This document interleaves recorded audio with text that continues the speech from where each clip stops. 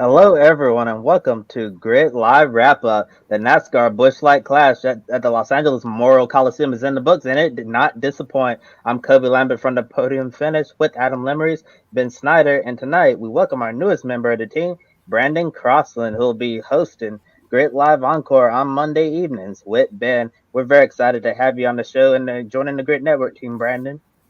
Hey, thank you, Kobe. It's glad to be here. Just been in the motorsports scene for a while with a little bit of help from short track scene and speed sport and doing the YouTube channel, being part of the YouTube community, NASCAR YouTube community and Twitter community. But glad to have this opportunity and glad to join Grid Network. It's good to be with you guys. And glad to start this show with Ben Schneider. Yes, really excited to have you on board, joining our expanding program here at Grid Network. And we also want to give a special thank you to our Patreons, Colin, Mark, Deshell, and Robin, our monthly investors. Really appreciate everything you guys do for us. Also, a link below to buy me a coffee, our one-time option. You can invest in the Grid Network or buy a cup of coffee for one of our on-air contributors. The link below is in the video description. And please participate in the chat room below with your questions and opinions from a wild Busch Light Clash. And the Busch Light Clash ended with Joey Logano holding off a hard-charging Kyle Busch who ran out of laps after the race. Ratty said he burned up the tires at the end and basically used up all of his stuff. Austin Dillon and Eric Jones, a good run for Petty GMS, took third and fourth respectively as Kyle Larson fell to fifth. Starting with you, Brandon, were you surprised by the nature of the Busch Light Clash and really most of the heat races in the last chance qualifiers? I mean, how couldn't you be surprised by the result there? I mean, we were just told forever and ever, and in the months leading to it, since the announcement of it, that it was going to be a crash like we've been used to with Daytona. But yeah, certainly did not disappoint, and it was great to finally see something done with this Clash event and see fans attending the Clash and being excited about it and making it more of a entertainment exhibition. Yeah, I'll agree with you, Brandon. It was really cool what NASCAR did. Who would have thought you could have a quarter mile track at a historic place like the Los Angeles Memorial Coliseum? It was awesome. I give it an A+. Really cool. Having Gus Johnson from Fox Sports introduce all the drivers and also Joe Buck from Fox Sports who does the TED broadcasting, he's the main play-by-play guy for the NFL and Major League Baseball coverage. Overall, I think it was really awesome what NASCAR did, and I think it's hopefully NASCAR continues this event at the LA Memorial Coliseum for years to come. Yeah, I've got to say I was pleasantly surprised that it wasn't really much of a wreck fest. I guess the second last chance qualifier maybe was, but aside from that, everybody kept it relatively clean. Obviously, just short tracks, there's going to be some beating and banging, but for a great battle like what we saw between Joey Logano and Kyle Busch to come down to the last few laps and to have a nice long green flag run to end it, I thought it was a nice mix of awesome, great short track racing and the best drivers in NASCAR proving that they can, in fact, keep it clean. And that's something that we haven't seen at the Clash of the last couple of years, particularly at Daytona. And I'll say this much. It was something that got me invested into the Clash far more than the Daytona Oval or road course would have. So I guess on that note alone, it's a success. I see we have a question here from Josh Plays. Do you think NASCAR will return to the Coliseum for the Clash? I think it's too early to tell that specifically, but I think when you look at the success of this event, NASCAR certainly got to be looking at going to a similar venue. And I don't know, maybe we'll get into this discussion a little bit later on in the show, but I think it's safe to say that the Clash probably isn't going to be coming back to Daytona anytime soon if this event is any indication. Yes, and NASCAR does have an option to return to Los Angeles Memorial Coliseum for the Busch Light Clash in 2023 and 2024. It is too soon to say if they're going to be able to take up that option, but it would not surprise me if they did. I totally agree with you, Ben. I don't see the Clash coming back to Daytona anytime soon or possibly ever again, because I think this was a home run, a big win for NASCAR to take such a risk like this. Outside on Twitter, I called it thinking outside of the box to do something different to get people invested in the Clash. And like you were saying, Ben, I don't know if I've ever seen so many people disinvested in the Busch Light Clash. I know in recent years it's really soured on a lot of people with the wreck fest that was on the Daytona Oval, and especially the last year on the oval with the Clash. It was, I think, like less than like 5 cars finished that race. Like almost everybody crashed out, and it just got to the point where it was just a bunch of ridiculousness. But overall, thought what we saw this weekend in Los Angeles was a major success, and well done NASCAR with that. And looking at the race itself, the first caution came out on lap 53, and Denny Hamlin out of the race with mechanical issues. Then Tyler Reddick broke a transaxle, and Chase Briscoe had mechanical woes too. All three of those drivers out of the race early. Then Justin Haley, who had one of the fastest cars all weekend in LA, crashed out with a hard impact to the concrete wall. William Byron got into Haley, who got into Larson in the 5, sideswiped Haley into that inside wall. Joey Logano, Kyle Busch got into it, beating and banging for the lead. Typical short track racing. Eric Jones and Ryan Blaney got into it too with some tempers flaring. Ryan Blaney briefly got out of the car, threw his Honda device at Eric Jones, then got back into the number 12 and returned to the race several laps down. I don't know if I've ever seen that before. And so here's my question. Do you think the race outcome would have been any different if Tyler Reddick or Justin Haley didn't retire from the race, because they had some really fast cars? Yeah, I really think it would have turned out with Reddick and Haley staying up there for contention. I think this track kind of proved that, we coming into it, we thought that it was going to be very short, very narrow, and in practice and qualifying, they seemed to make it look very wide. But I think if Reddick and Haley stayed into it, I think Reddick would have had the lead a lot longer and probably would have had to have been moved out of the way by Kyle Busch or Joey Logano there to get the win. Probably would have seen more tempers flare than what we did for the ending result. Yeah, I'll agree with you, Brandon. I think it was, if Tyler Reddick or Justin Haley would have been out there longer, I think we could be talking about one of those two cars winning the Busch Light Clash at the Coliseum. They were so dominant all race long, and we actually have a question from Josh Plays, and he said, we saw that with the next gen car hit the concrete wall, it destroyed the front left of the car. What are your thoughts on cars that can be destroyed easily? Well, this was just an exhibition race. But we're headed to the Great American Race, the Daytona 500, in a couple weeks, and that's a 2.5 mile track. It'll be the first time we see them out, on a super speedway, and it's going to be interesting to see what develops. Are we going to have pack racing? Are we going to have the bump draft? Are we going to have the 2-car tandem like we saw in the past? I think it's going to be interesting to see what develops when we head to the historic Daytona International Speedway in just a few weeks' time. And I'm really glad you asked that question, Josh Plays, because it's actually going to lead into the next topic coming up in just a little bit. But to answer the question, I feel like if Reddick and Haley are still in this race, we might not be talking about a Joey Logano victory or a Joey Logano Kyle Busch battle, because Tyler Reddick had a fast hot rod. That number 8 Chevrolet was all dialed in, and Justin Haley, one of the big pleasant surprises of the weekend, the strong speed colleague racing showed in Los Angeles. And I think if you're Justin Haley, although it's a disappointing result, you don't really have anything to be ashamed of, because you went up there, earned respect, and showed what you're made of. And I also noted Justin Haley ran almost every single NASCAR Cup Series race last season with Spire Motorsports to get that experience before getting in this more higher quality ride. So I think Justin Haley's going to be one driver we'll need to watch all season, see if those years in Xfinity and last year running with Spire in lesser competitive equipment is going to pay dividends for him with the extra track time he got.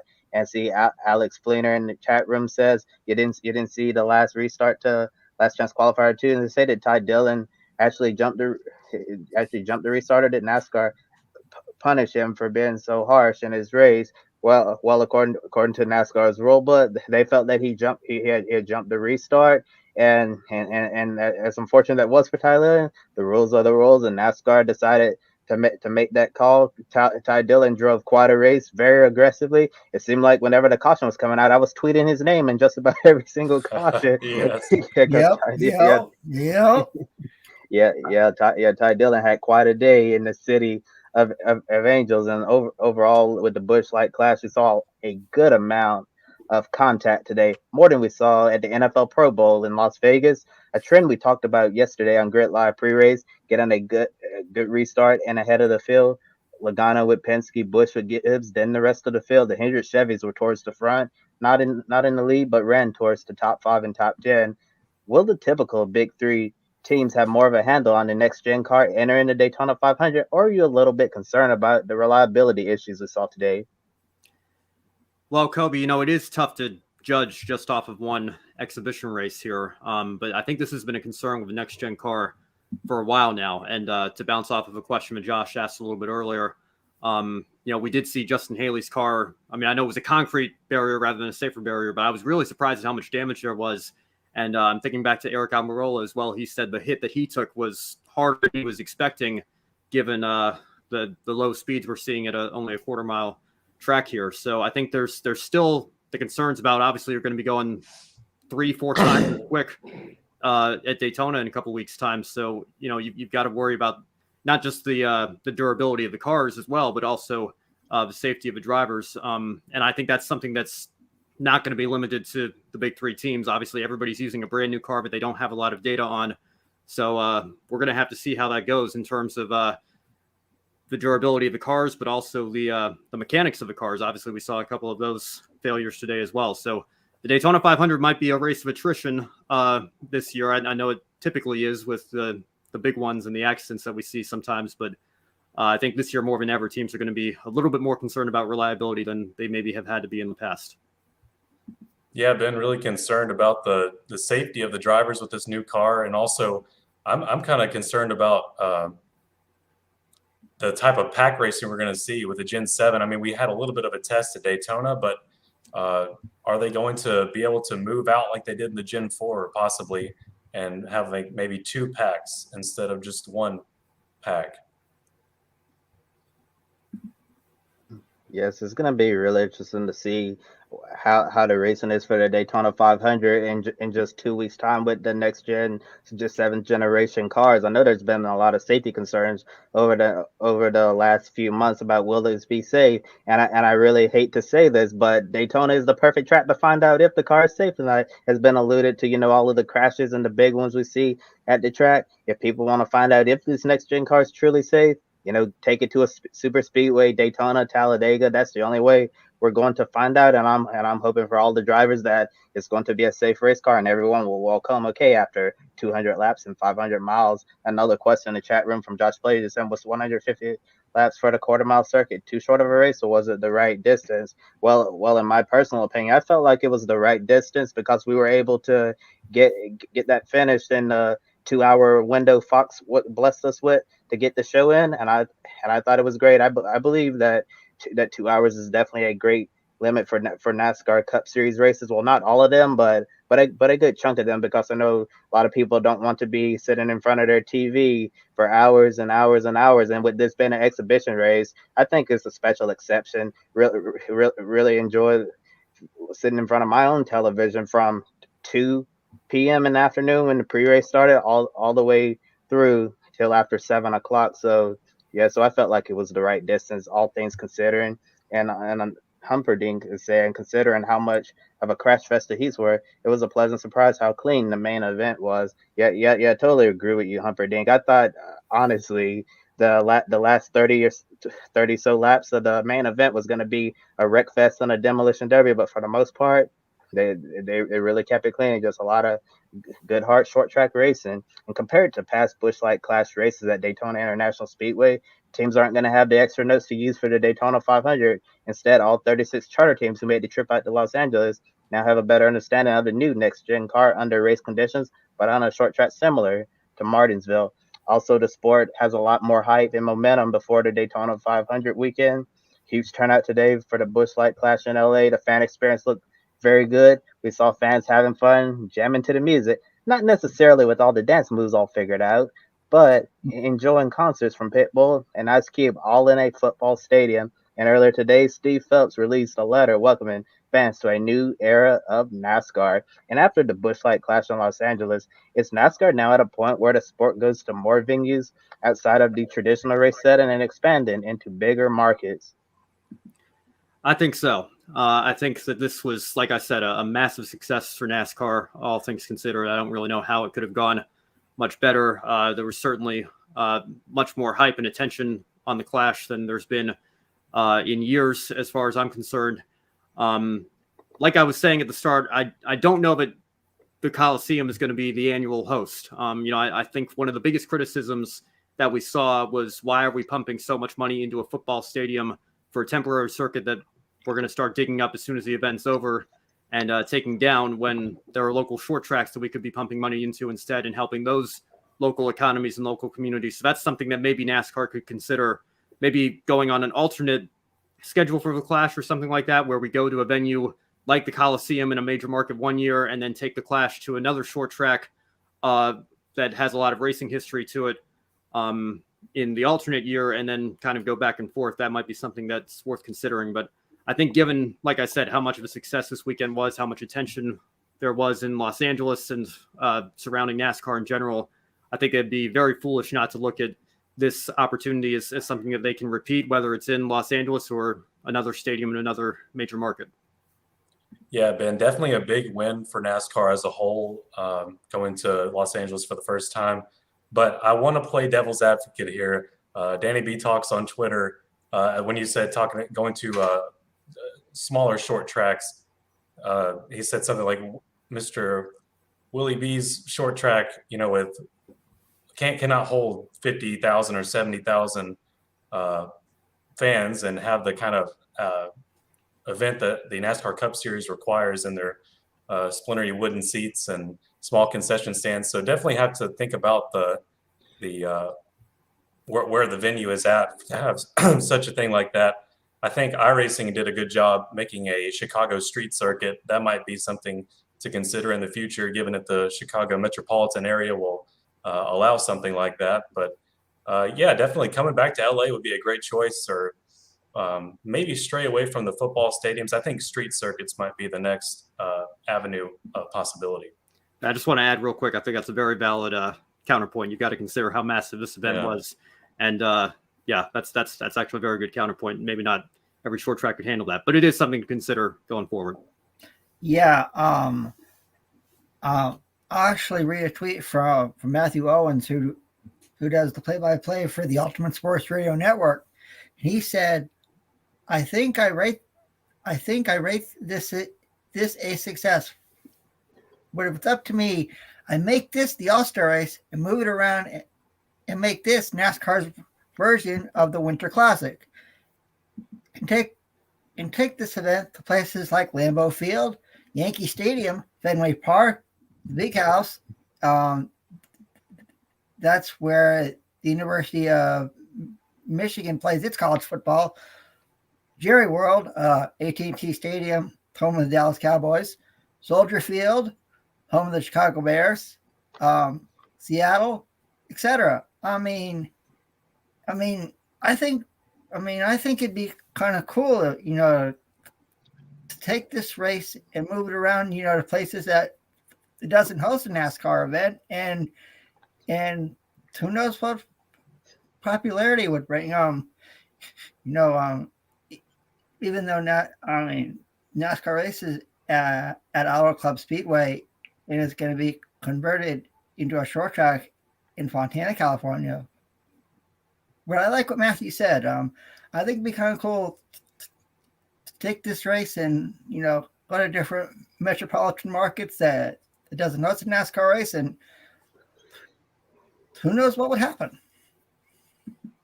Yeah, I think it would be a good idea to move the clash around to different venues around the country or even out of the country if NASCAR doesn't return to Los Angeles next year. And Alex Fleener says that you definitely want to see it at AT&T Stadium one year. Maybe do Nashville Street Circuit that IndyCar using. May Bowman Gray were offered to improve the facility in exchange for a bigger gate cut. Yeah, it would be really interesting to see those cars back at Bowman Gray at the Madhouse. I know a lot of people would be very excited for that, considering all of the chaos and mayhem that comes out of that place. And yeah, AT&T Stadium. Wow, imagine NASCAR racing in the Cowboys Stadium? That'll be one good thing they got going down there for them in Dallas. Sorry, Cowboy. I'm sorry. Oh, I'm sorry. Yeah. I'm gotta sorry be for all my considerate for the Cowboys fans. Cowboy fans out there. I'm sorry for all my Cowboys fans out there, but I'm not one. I gotta pick it, y'all. But in general, I agree with what you were saying, Brandon, about moving towards street races, not necessarily stadiums. Maybe we can mix it up and do both. I know they did that concept you mentioned, the Chicago street circuit. I'm not sure where that's at right now. I would really like to see that happen. Maybe we go to Soldier Field, home of the Chicago Bears, to the Meadowlands, home of the Giants and Jets, or even as I mentioned yesterday on Grid Live pre-race, NASCAR League and the possibility of maybe taking the class international. And some of the things mentioned were Wembley Stadium over in England. I think that'd be really cool. Our colleagues Joshua Birch and Edward Hunter from Formula E Zone, they could check out NASCAR if they decides to go British. That would be really cool to see that happen, since it's been a while since NASCAR's been international across the pond. Um, And Actually, Kobe, I will say that the IndyCar series used to run at a track at the Meadowlands around Giant Stadium back in the day. Last race there was, I believe, it was 1991. It was like a modified. First of all, it was like a road course, and then they converted it into like a modified oval, and they actually used oval rules, so they didn't. So when they had a crash, they would. It was a full course yellow, just like we see at a regular oval. thank you for that fact, Adam. I had no idea. That's why you're a historical whiz here at Grid Network, alongside your supercars expert duties and getting back to the race itself. Some of the fans anticipated a Busch Light Clash with a plethora of caution flags. We had good racing, contact, beating and banging, everything that the doctor ordered with his bullring style of short track, and a duel between Joey Logano and Kyle Busch for the win. Overall, how was this year's Busch Light Clash compared to the past clashes we've seen at Daytona? Oh, no question. I mean, if you look at recent years, this definitely is so much better than the product they were putting on track in 2021 at Daytona. And I think those who are fond of the Busch Clash at Daytona are most likely those that remember the Bud Shootout. But I bet if you ask Gen Zers or people younger than us, they probably don't care about the Busch Clash at Daytona at all. When they took it to the road course, it was a nice change of pace, but still, I don't think stock cars belong on the Daytona road course. Leave that for the Rolex 24. But it was such a great improvement, and I look forward to seeing it again next year. Definitely going back and having it on Network Fox. I'm done now. Yeah, I'll agree with you, Brandon. I'll give it a 10 out of 10. It was really cool. I'm probably going to assume that a lot of those fans had never been to a NASCAR race before. So it was really cool to see. We saw a lot of families in the stands. A lot of young kids were there. I believe I saw a picture of Lightning McQueen from the movie Cars. Either yesterday or the day before.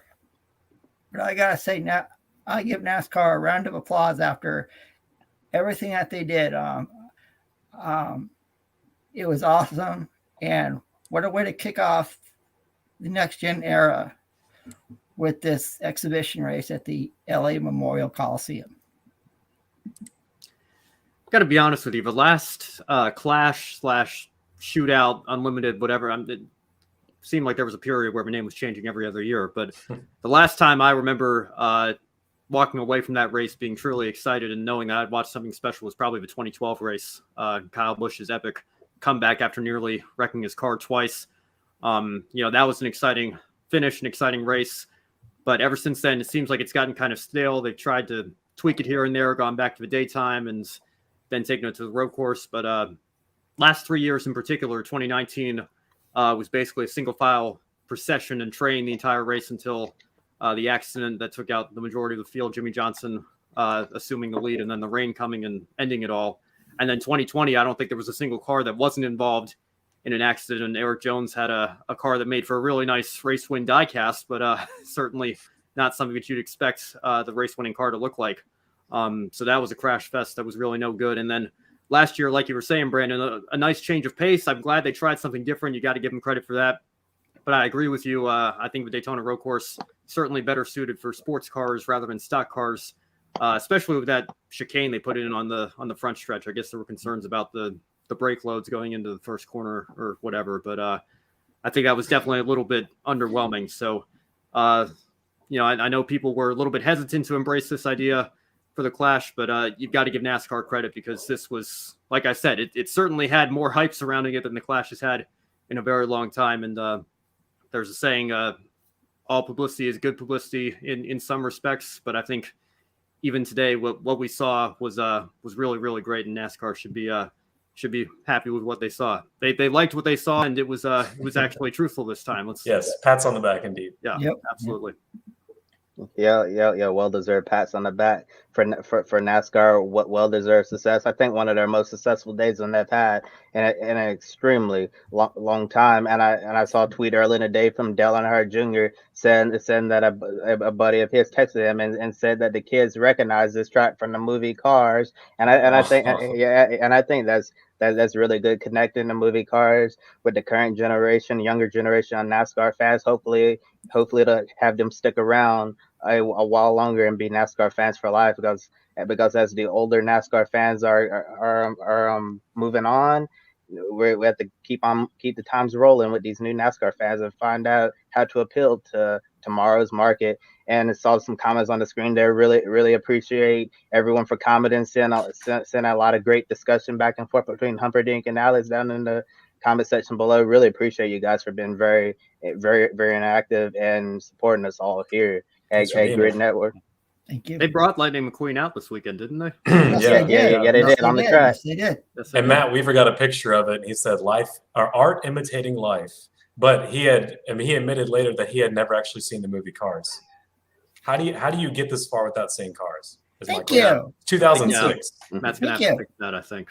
He's probably you can skip Cars 2 though. Just go straight to Cars 3. You can just go. You just watch Cars 2 and be done with no context. Yeah.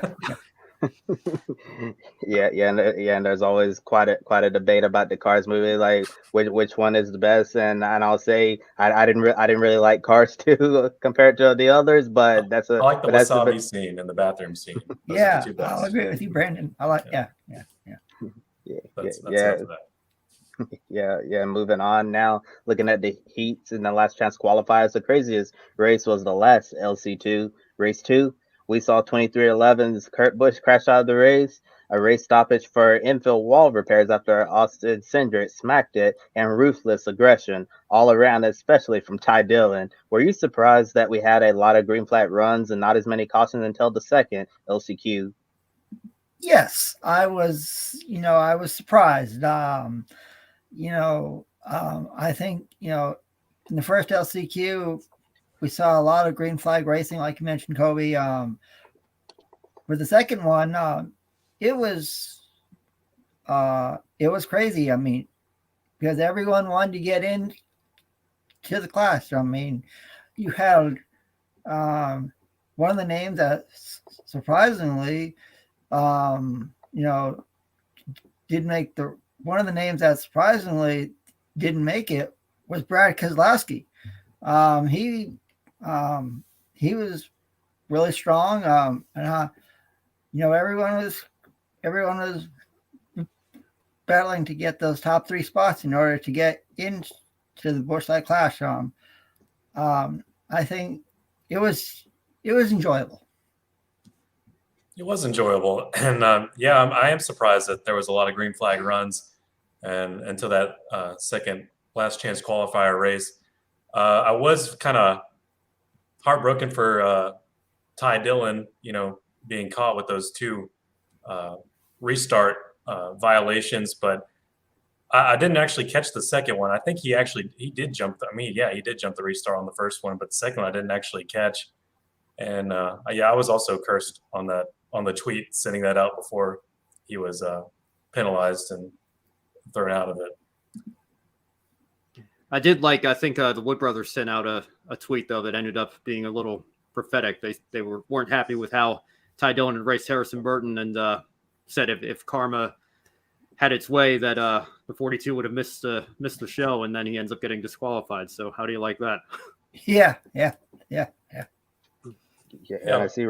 Okay, go ahead, Brandon. Oh no, I was done.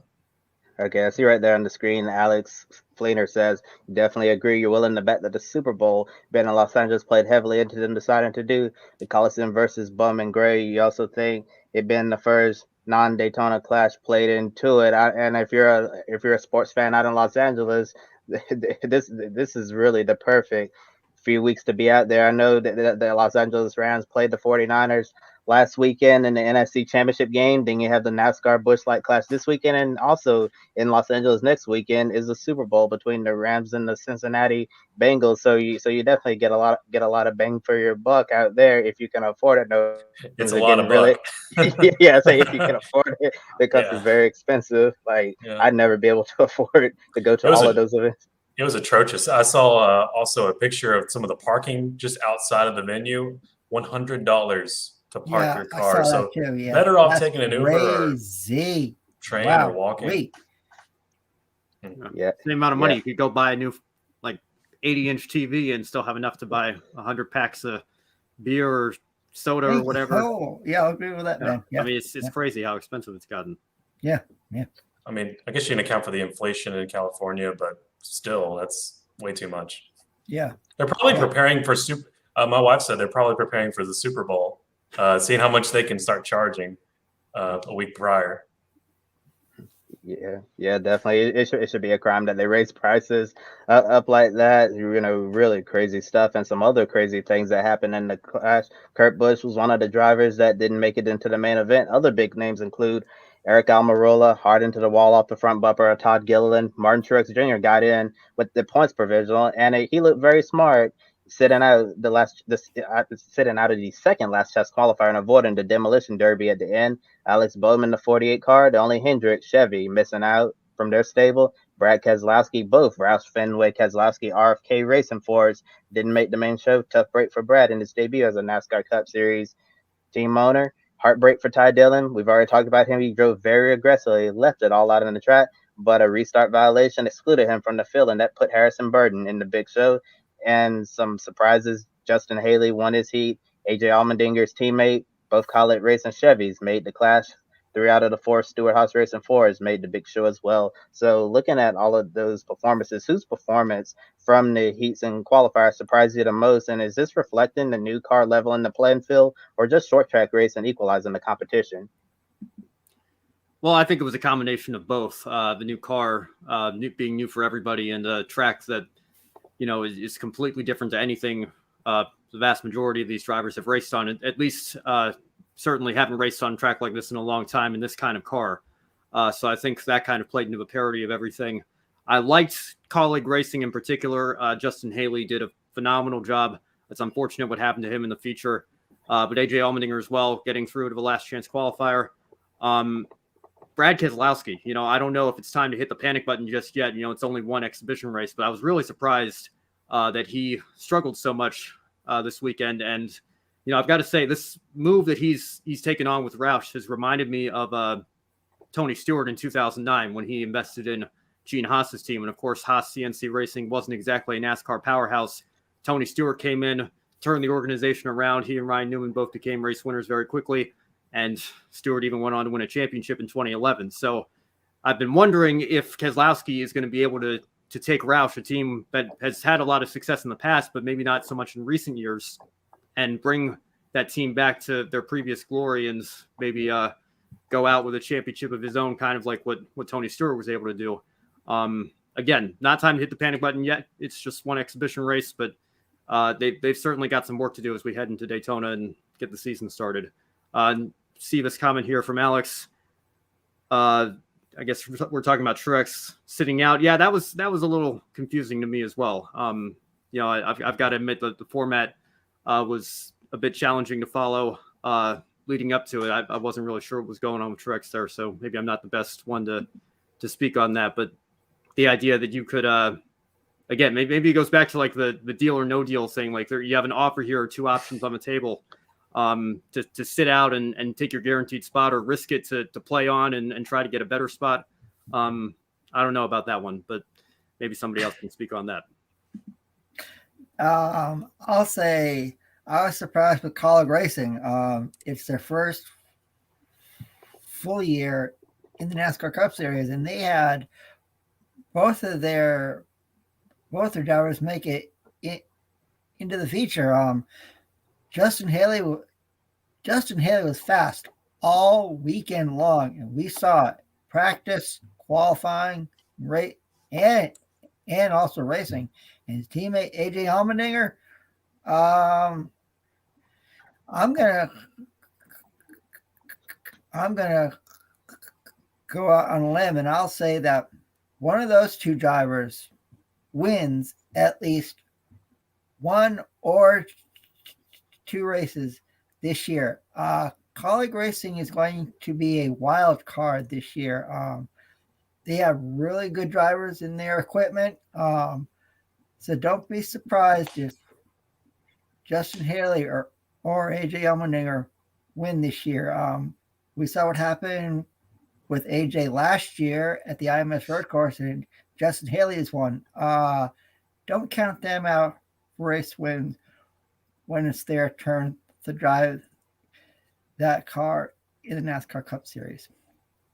And next, I'm going to mention a team we haven't even talked about yet, but I think that I was most pleasantly surprised by what we saw today from Ware Racing, because you see Ryan Priest in the number 15 made the main event, and Cody Ware was only one spot away from advancing into the Clash as well. Ware almost had two Ford Mustangs in the Busch Light Clash, and it just shows how much that team has improved significantly over the offseason. I think that really happens with the new alliance they have with Ford Performance, been one of their factory NASCAR teams now, and getting that alliance with Stewart-Haas Racing. So I think Ware Racing has a lot to look forward to this year. I don't think they're going to be dragging up the rear like they have been in recent years in the NASCAR Cup Series. They might be a lot closer to running in the mid pack. And if you're Ware, you definitely like what you saw today. Priest getting in the big show, and Cody Ware, as Chip Ganassi like to say, close but no cigar. And Humperdinck says in the comments, your favorite movie would be the 1972 documentary, The Speed Merchants. Sent a documentary a very close second. Thank you for sharing that with us. Humperdinck in the Busch Light Clash with the format, looking at that. Had heat races with the field of 9, last chance qualifiers, field of 10, and 23 overall starters in the main event, the 150 lap feature. And in the feature, do you think there should be an adjustment with the format, such as field size, maybe 12 cars in the 3 heats, top 5 finishers advance, one last chance qualifier with the top 4 advance, and a points provisional? Should there be any changes, or you think what we have now is perfectly fine?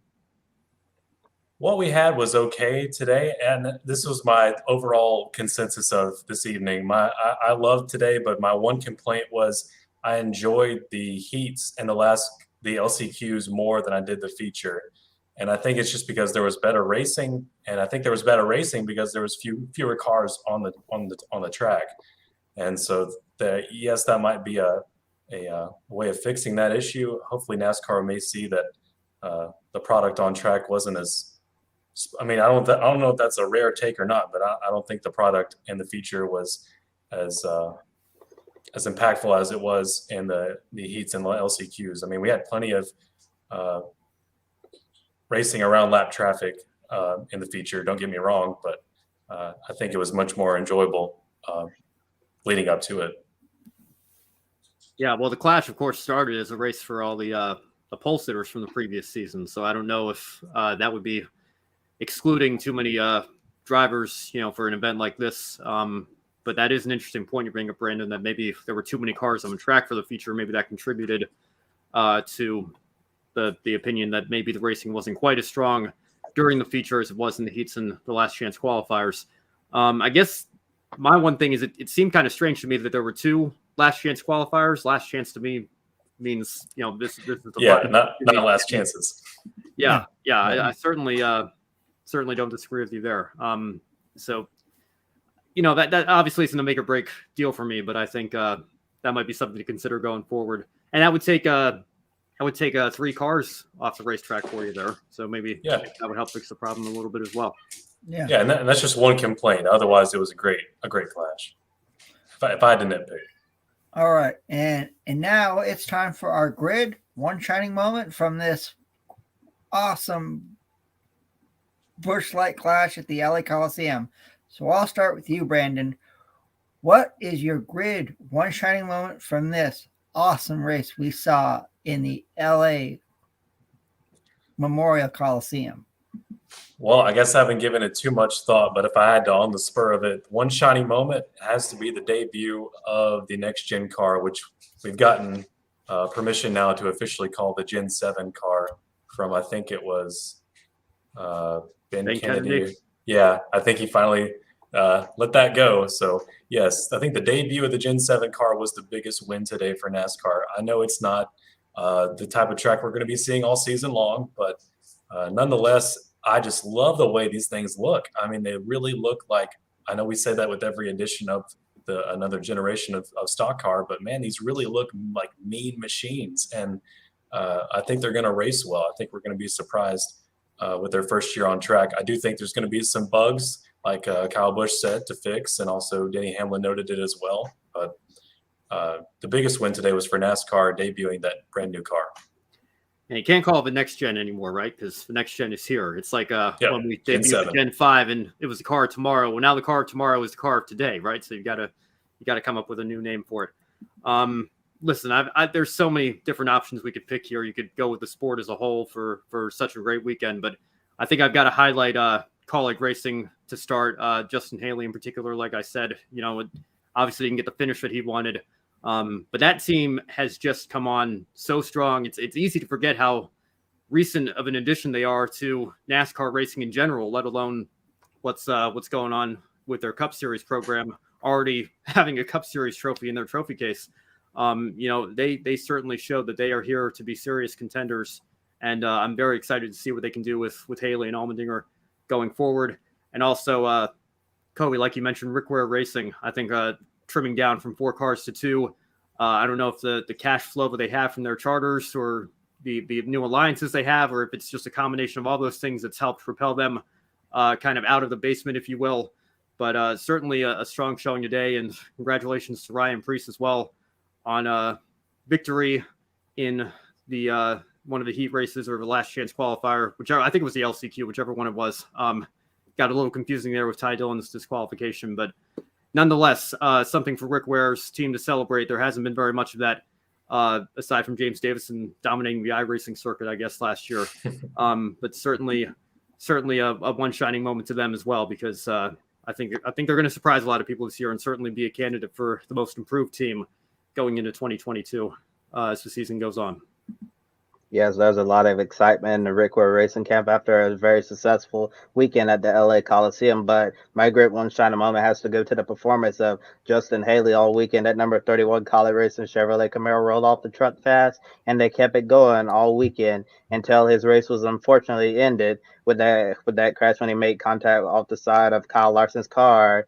It was unfortunate the way that ended for Haley, but as I said earlier, that team has nothing to be ashamed about, and considering Kaulig Racing short time in the NASCAR Cup Series, very impressed to see the amount of speed that they were showing this weekend between Haley and AJ Allmendinger, and I think there's going to be a lot of great days ahead for Kaulig Racing. They still got their 3-car program in the NASCAR Xfinity Series.